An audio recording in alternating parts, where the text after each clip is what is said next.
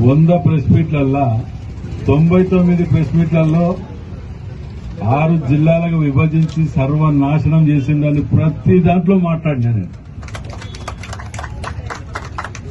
మరి ముఖ్యమంత్రి గారి దృష్టికి కూడా తీసుకుపోవడం జరిగింది. వారి దృష్టిలో నిజంగా కూడా జిల్లా విభజనలో జరిగిన అన్యాయం ఉన్నది, అది వరంగల్ జిల్లాలో అని వారి నోటీసులో కూడా ఉన్నది. వారు ఫైన్ మార్నింగ్ ఎప్పుడో తక్షణ దీన్ని కలిపే ఆలోచనలే ఉన్నారు. అలా ఎటువంటి అనుమానం లేదన్నారు.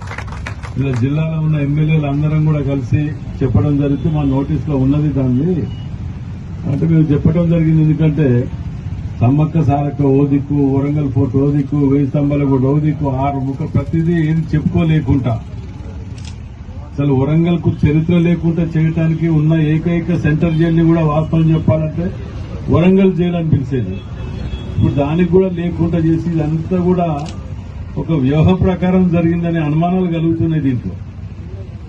దానిని ముఖ్యమంత్రి ఈ మధ్య కాలంలో కూడా 2 నెలల కింద కూడా పేపర్లో కూడా వచ్చింది, మీరు చదివిన అందరూ చదివింటారు.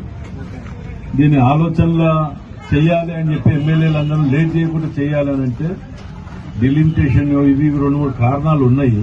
ఇవి అయిపోయే లోపల ఏదో ఒక నిర్ణయం తీసుకుంటాం, మీరు తొందరపడకండి, తప్పకుండా చేయాలనే ఆలోచన నాకు ఉన్నదని కూడా ముఖ్యమంత్రి గారు చెప్పడం జరిగింది. ఎమ్మెల్యేలు అందరూ ఒక్కనే గారు దీనికి మద్దతు